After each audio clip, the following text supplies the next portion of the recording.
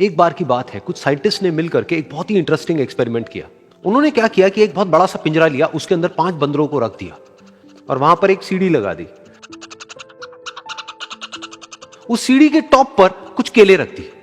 फिर उन साइंटिस्ट ने क्या किया कि जैसे ही कोई भी बंदर उस सीढ़ी पर चढ़ता केलों तक पहुंचने के लिए, तो ऊपर से ठंडे पानी की बारिश करने लग जाते। तो जैसे ही वो ठंडा पानी गिरता उस बंदर के ऊपर जो कि सीढ़ी पर चढ़ रहा था, वो फटाफट से नीचे आता तो पानी बंद हो जाता। फिर दोबारा से कोई और बंदर उस सीढ़ी पर चढ़ता उन केलों तक पहुंचने के लिए, दोबारा से यही होता। दोबारा से ऊपर से ठंडे पानी की बारिश होती, वो बंदर जैसे ही नीचे आता दोबारा से बारिश बंद हो जाती। तो बंदरों ने इसका मतलब यह निकाला कि जैसे ही कोई भी सीढ़ी पर चढ़ता है तो ऊपर से ठंडा पानी गिरता है। फिर उसके बाद में जैसे ही कोई भी बंदर उस सीढ़ी पर चढ़ने की कोशिश भी करता तो बाकी के बंदर सब इकट्ठे होकर के उसको पकड़ते, उसको मारते, उसको पीटते और उसको नीचे गिरा देते। फिर दोबारा कोई कोशिश करता, दोबारा उसके साथ भी ऐसा ही होता।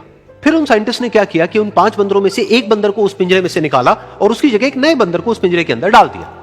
अब उस बंदर को नहीं पता था कि यहां पर क्या खेल चल रहा है। उसको जैसे ही सीढ़ी के ऊपर वो केले नजर आए, वो फटाफट से उस सीढ़ी के ऊपर चढ़ने लगा।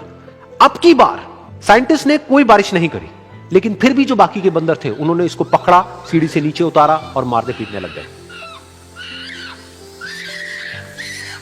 इस बंदर को समझ नहीं आया कि मेरे को क्यों मारा जा रहा है, तो उसने दोबारा कोशिश करी। जैसे उसने दोबारा कोशिश करी, दोबारा से उन 4 बंदरों ने वही किया। तो अब इस नए बंदर के दिमाग में क्या बैठ गया कि सीढ़ी पर चढ़ना मना है, अगर सीढ़ी पर चढ़ते हैं तो मार पड़ती है।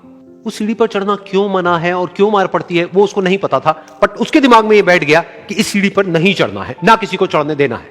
फिर दोबारा से उन साइंटिस्ट ने क्या किया कि जो पुराने 4 बंदर थे उसमें से एक बंदर को निकाला और एक नए बंदर को उसी जगह पर डाल दिया। अब इस नए बंदर ने भी वही किया जो इससे पहले वाले ने किया था, यानी कि वो भागता हुआ गया, उस सीढ़ी के ऊपर चढ़ने की कोशिश करी, उन केलों तक पहुंचने की कोशिश करी। बाकी 4 इकट्ठे हो गए और उन्होंने उसको मारा पीटा, सीढ़ी से नीचे गिरा दिया। उसको कुछ समझ नहीं आया, उसने दोबारा कोशिश करी, दोबारा उसके साथ यही हुआ। और अब इस बंदर के दिमाग में भी यही बैठ गया कि सीढ़ी पर चढ़ना मना है और सीढ़ी पर चढ़ने से मार पड़ती है। फिर साइंटिस्ट ने एक एक करके जो पुराने 3 बंदर बचे हुए थे उसमें से भी एक एक करके उन बंदरों को निकाला और उनकी जगह पर 3 नए बंदर आ गए। अब ये 5 बंदर नए थे और किसी को भी ये नहीं पता था कि उस सीढ़ी पर चढ़ना मना क्यों है, लेकिन उन सबके दिमाग में बैठा हुआ था कि सीढ़ी पर चढ़ने से मार पड़ती है। तो कोई भी कोशिश नहीं कर रहा था, जबकि अब कोई ठंडे पानी की बारिश भी नहीं हो रही थी। वो चाहते तो आराम से उस सीढ़ी पर चढ़ते, केले तोड़ते और आपस में बांट करके खा लेते। बिल्कुल ऐसा ही हम लोगों के साथ भी होता है, यानी कि इंसानों के साथ भी होता है।